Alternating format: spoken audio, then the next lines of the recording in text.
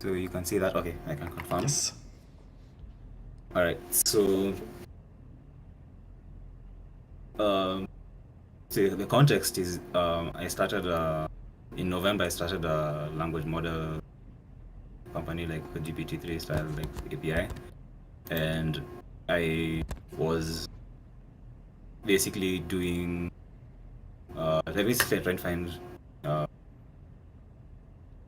ideas for how to design the querying. So like I was looking for reading documentation and different kinds of things. I'm like, so I want to design something that asks questions and I want to make the answers robust somehow. So I developed a few agents and then started building the user interface almost immediately. And then so it's been 6 months now. I've been like building the user interface and different related systems and all that. And a lot of the time I've been thinking about all the underlying issues relating to like data quality, like answers coming back correct and all of that. Just seeing the interface and seeing the data that comes back and thinking if it was a way to like give very targeted feedback on each a sub answer or each subsection of the answers that I'm getting from the system, then maybe I can design a reward scheme that really that A learns from very little data and B really learns like not to bias answers or to like you can figure out how to verify different systems. So well, the past week or so I've been kind of on a break, so I've been thinking about things, and like this hackathon was actually a good opportunity to like formalize things. So yeah, so this is what this is now. Thinking about like empirical systems, like some systems are in production and some of them are just theoretical. I've just like thought about the graphs and talk about how to deal with them, and then just to figure out if you can have a notation for describing these kinds of systems, so that you can talk about them and plan them and before implementing, so that like and I think it's possible to do it. Like think about the graphs this week as I wrote the paper. It occurred to me that it's actually might work as a notation, but you just have to like explain it well so that people can accept it as a language they can use. So yeah, so this is what process-based supervision is. Like the idea is like you're using chains of language model calls, parallel calls, sequential calls, to add extra context and to answer questions and to do things that the first agent couldn't do or it doesn't have enough information to do. So we take so you take it's like bringing two fields together, or at least we're trying to bring causal incentives.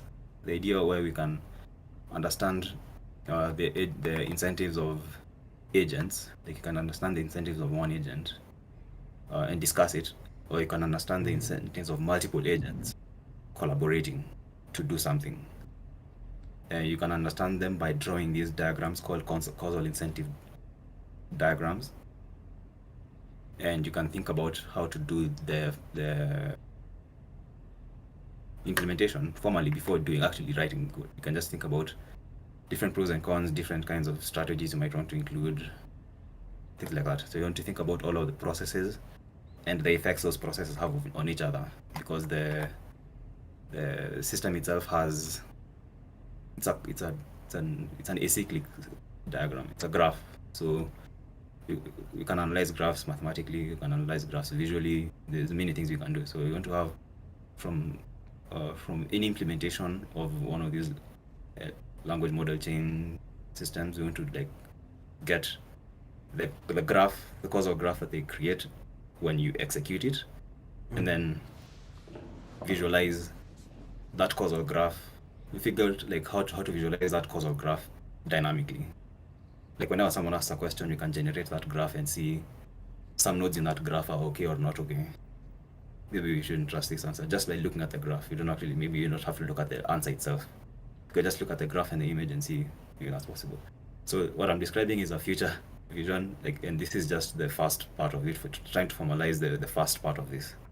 So you can have a common language for talking about things. You know, to make sure that the language doesn't miss out anything. So it's been 3 days since I started the paper. So want to verify that the language is actually useful for something before going too far. So the idea is eventually this is going to be an user interface.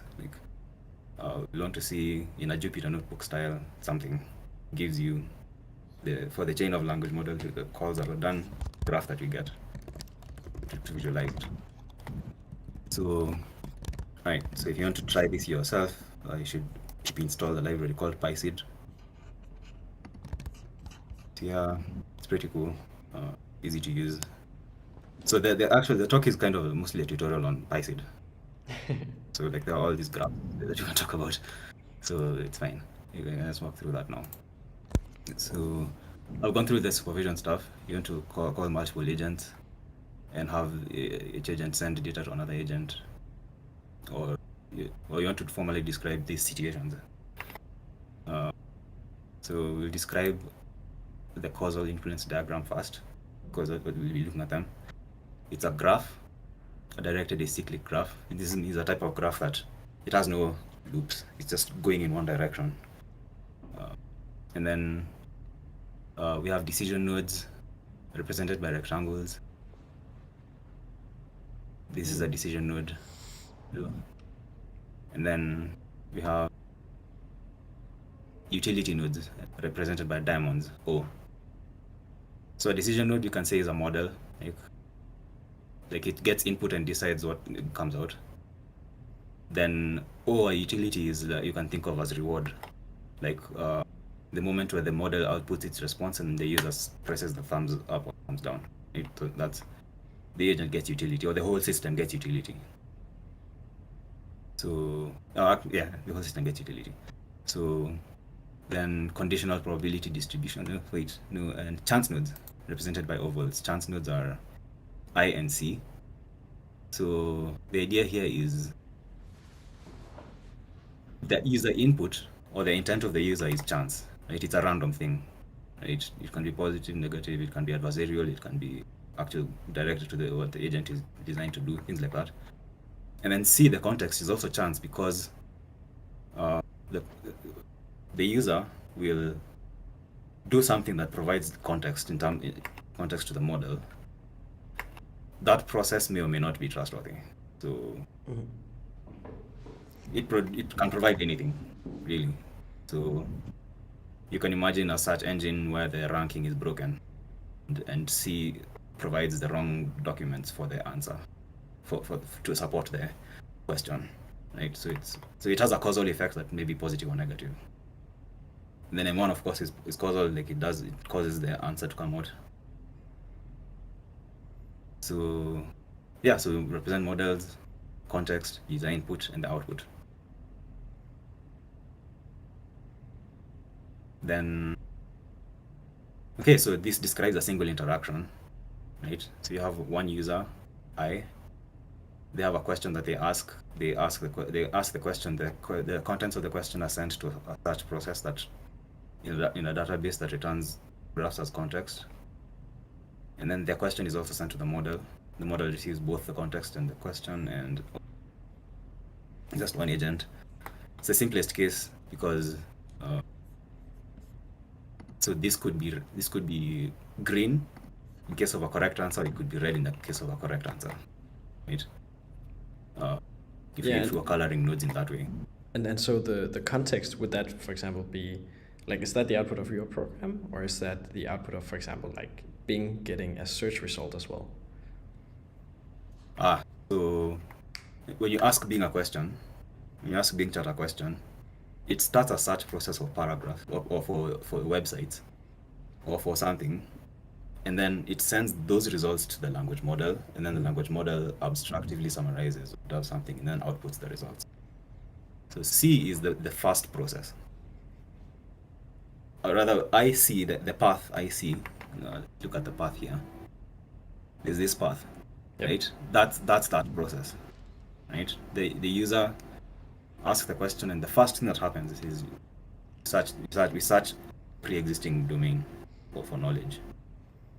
Okay, would you mind explaining the meaning of the direction? The meaning of the directionality. Okay. Direction of the arrows. Okay, the direction of the arrows. Okay, so imagine this is the prompt. So the prompt from the user is causing the what is in the context, right? The prompt from the user is causing what the model sees, right? And the context is also causing what the model sees.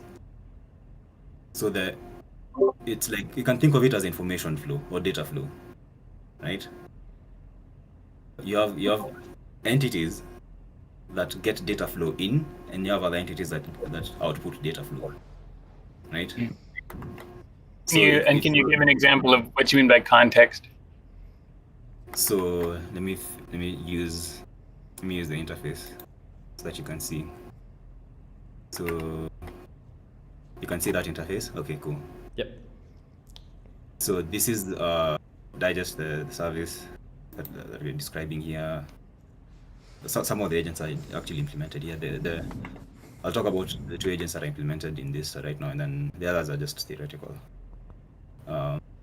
So this is the context from the documents. You have a document here, PDF document, and then there are paragraphs from that document, right? So in order to answer this question, what the system had to do was find context paragraphs first, and then send them to a filtering process that cut them down to, they're cut down to 3. Let's say they're cut down to 6 or 10 or something, right? By a filtering process. So this is what the entire chain of models actually sees in terms of C, right? Then you have the user's question, and then you have the answer that came from the model, right? So you could say this is O, this answer is the O node, this is the I node, and this is C, all this, right? So whatever it is that the model gets to actually observe is I and C in this case. Wonderful. So do you understand Cool. that? Okay, cool. So let's see whether there's anything I haven't explained here. Okay, so that's correct. That's all finished.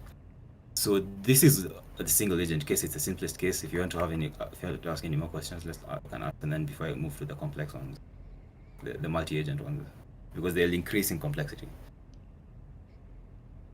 I think I'm good for now. Okay, cool. So I've already explained why we would want to try this. Like, you may get a more robust result because you have multiple filtering steps. Like S-Band's fuzzing example is a clear version of that. Like, you want to have multiple agents that have been prompted to do different things, or to amplify whatever result has come in or something, right? You want to like have a thing like that, but you want to understand the positive and negative cases. Let's say you want to like think about those cases ahead of time and see whether you can design or something. So these are 2 simple cases. Actually, not only 2. Actually, there should be 3, because we have a 4 agent scenario. So so here's one version. You take a pair of it. You have an agent, and then you instantiate a second agent. So you have M1. It's described there. The user input is here, right? They send the request to the database to find data. They also send their prompt to the system. M1 is instructed to generate one extra question, right? And then M2 is instructed to take the user's. It's instructed to take. It's actually not instructed to take the user's input, right? It doesn't have the user's input, but then all it has is the context and the answer that M1 gives, and says, given this context, expound it or something, or like verify that it's correct, right? So that's the case, right? That's how let's say someone has designed a model to do that. So, cool. The challenge is, I'll describe it here in the text, but I'll talk about here, is that there's a missing link here between I and M2. So the I M2 is missing. And what that means in this like how we're describing things is that the user's input or the context was not relevant for this model. Like the model couldn't take it into account in this case. So it has no information about what the user originally asked. So whatever it gets in terms of information is context. Sure, that's data about the world. And it gets whatever M1 tells it, right? So if M1 made a mistake, or if it's hallucinating or whatever, if it's out of distribution for the context and the user input, it will misinform the user, right? So that's what we're going for here. Like we're trying to describe the situation where it doesn't take into account the user's context, the user's original question. And so for the rest of the description, I'm trying to describe an alignment failure as that, where the mode there's no link between I and the M, any of the M's. It's like possible, like not a direct alignment failure, but there may be potential for it. Like it's more likely that it'll happen in that case.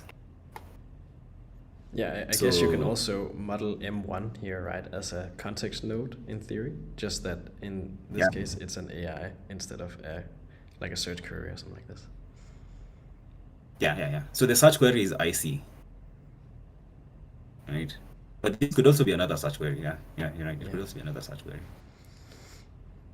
So, because it's certainly true. But I'll describe cases when the model itself can search the database. So this can be the user's context, and then the model can also look for its own context. But I'll describe the cases later when it's more clear where we're going. So how do we fix this? We fix this in the diagram, at least, by adding this node, right? So that we're describing an agent that in all steps of operation takes in the user's intent into account. So we add this by just adding this IM2. It's like this point. And then, this is what it looks like. It looks balanced. At least you can see there's nothing missing visually. So when I was writing this, I was actually realizing that I was actually debugging this visually. I was thinking if I've missed a link, I can actually look at it and see, is there something that is missing? And I could actually notice that it's actually an issue. Nice. So that's one of the benefits of being able to see stuff. Yeah, exactly. Yeah. You can just notice instantly that that point was missing, and you need to rebalance the graph. So this case, I think we can use this case to describe the fuzzing case, right? Because if you look at the image that you had, Espen, like the graph that you had. Yep. So if you imagine a third agent here that maybe you're calling that the input model, and then they have the verifier, and then the prompt surprise or checker, right? So you have one input, it outputs values but the output from the first model goes to the second model, and it's prompted based on the question and the context. Is this correct? Based on the question and the context, is this correct? Or something like that. Yep. Then that's a nice way to so they can as well. Can visualize. I think they can visualize them. So let's actually talk about that in the three. But then the other thing is, that's one useful factor, but a risk factor is that an error in M1 is piped to M2 directly. Right? So unless this model is like robust, unless it's designed in such a way that it should do a check, if it just accepts it and does something, that M1 can introduce an error to M2. And then that goes straight to the output. So the user is deceived. Yeah. I also think you might have to jump a bit fast through the rest just for a time. Okay, sure. So let's see. let's find this one. This is a third case which is similar to the verifier, but it has parallel agents. So the idea is you can model sequential agents or parallel agents. This is a sequential step. We have an M to M relationship. This is a sequential step here, but then there are two sequential steps for this for parallel events. That's something interesting. If you should read if you want to read understand this, just read that thing and then or email me if you have any questions. You can read the paper. Another case is when you want to introduce a ranker, you want to model the idea that ranking is also another decision. So if you send to your outputs to your parallel models to a re-ranking model, then that model tells you which ones it thinks are valid, and then you send those results to the final model, which is going to do the summarization. So that's how you model that. This is actually the similar one to the fuzzy example, except it's in parallel. You can imagine a ranking model that's in sequence.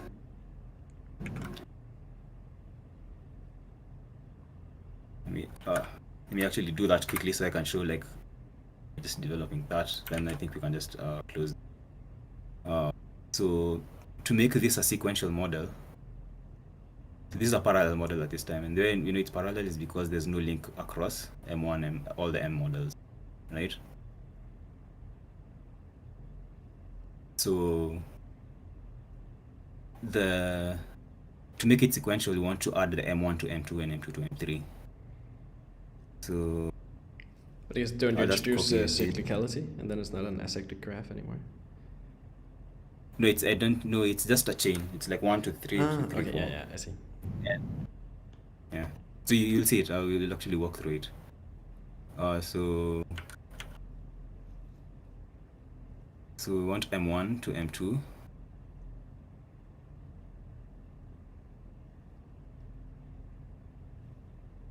And M2 to M3.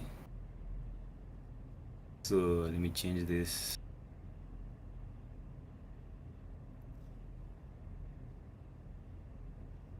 Then this begs the question: why would we want to model a sequential model with a ranker? Like the second model will get the output of the first one. What will it do with it?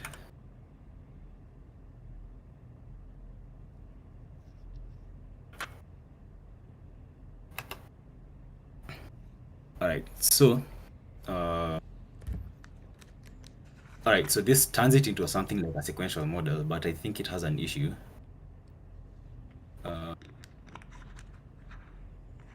You can tell me what the issue might be. Well, I mean, M2 goes, like M1 and M2 goes to rank, but they also go to M3, that rank goes to. Yeah. So rank has double information from, like, it has output from M1, output of M2. Does it change anything? M2 gets CI and M1. M3 gets CI and M2. Right? I do note that rank gets I but not C. Mm-hmm. That's one issue. Actually, I had not seen that. I not seen that. I shouldn't change that in the actual. Aha, it's working. Change that in the original diagram. Okay.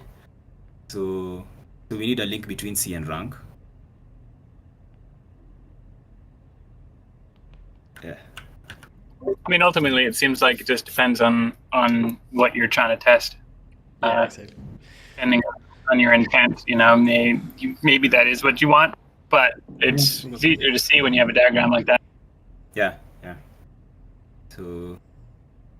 Okay, so I guess one thing you could. Yeah, in principle, can we do sequence? Yeah. Maybe you can ask this question. Can we, in principle, do sequence models that have a ranker? Like, if we think about it, using this diagram, let's see if we can actually find any errors in here. Because if there are no errors, then it's like, cool, you can, and this is how you do it. Nice. But you can say. Yeah, I think I'll just point at the time again. Okay.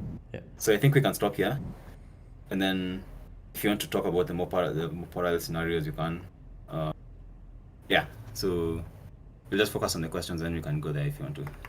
Nice. Okay, awesome. Clap, clap, clap. I guess question is there support for or intended support for like more than just diagramming, but like plugging this into some kind of automated system or I don't know. I'm just kind of speculating what you might do with this information. Right. So let me. Like, okay, let me go there. So go to the original and see this. So ICE is a library by Ott. Yeah, if interpretability, I assume you love Ott because they've done been doing a lot of this research. Yeah, I was going to mention them as well, of course. Yeah, they've been doing this research for much longer on weirder cases, and then when the language models came in, they had a library for it. So this is very cool. So this is how to trace language model responses in ICE. So they give you a web application page, and you can go and look at when an agent made a call, it got its subagents that asked questions and got answers. These answers actually inside. If you click through this, you can actually get so this is a classification step. This ask up questions. There's a classification step, and then there's a classification step that is used to filter for the correct paragraphs. So you can get the probabilities of the class from the classifier, and then the input here, and they're shown. So the mechanism that supports this is metaprogramming in Python. So the technology already exists for that. That's one thing. The other thing is, so basically, in principle, we can identify. So let me describe this. So what this does is that it takes in Python. It uses Python metaprogramming to like find the program trace, because this is just a Python function calling another Python function, right? So we find the nodes program trace, and then we draw this diagram. So this is a directed graph. It's the same DAG, I think, but we just don't have each here. So the idea is we represent each of these points as a node here, and then we can automate it. Because each time we make a call, the same way ICE would generate a page like this, we could generate this graph, and then that graph could be associated to the data here, this page. It could be stored in cache or something, and then visualized, or it can be shown directly to the user if you had an interface that showed it. Like if in a research scenario, I don't want to just look at an image. I could look at something which is animated, or I could look at like an output of, say, if I tag it in a certain way and then I make the language model call, I get a plot, something. That could be fun. Nice. Then later, we would add weights to these nodes.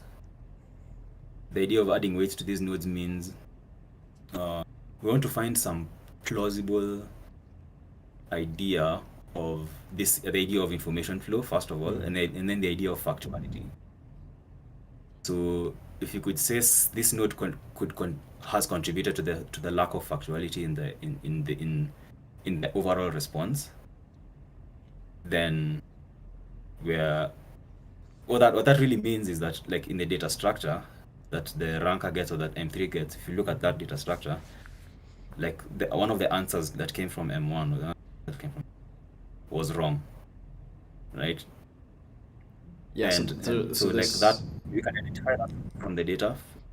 Maybe if we have like another method, like if we now use interpretability methods to look at the basis vectors I was talking about earlier, right? So if you have if you can hook into the basis vectors that represent truth in some dimension for whatever is being represented, then we can like graph it right here. You can just plot a graph for that particular data set, data object, or data instance, and say, cool, this is based on this model. Like if let's say you have a local model that you can use to verify things, that you want to use to verify things, or that you're studying, You know enough about that model to hook into it and say you want to hook into this layer and use these inductive biases to determine whether some of these things are true in the statement, given the whole response. You have the inputs. These as input. You have the context. You have each sub-agent's response, and then you have the overall output of them. So like you want to find all of those things. So I'm thinking the research program I want to go on is like now like finding out these methods, finding out how to visualize them, how to generate the graphs in real time, things like that. Yeah. So Yeah, that's this the is next super cool. one. Well, that's the Yeah, yeah. I think this is super cool, and also just like you can imagine all the next steps with it, the weights and the actual decomposition of risk on different nodes and whatnot. A really nice setup. Yeah. Yeah. I think we'll have to stop here, but otherwise, thank you so much to everyone who joined here for your project presentations. And unless anyone has any final comments beyond, of course, joining the next hackathon, then we'll close the stream here. So thank you. Good job, everybody. Good job. Yeah. That's really rock and roll.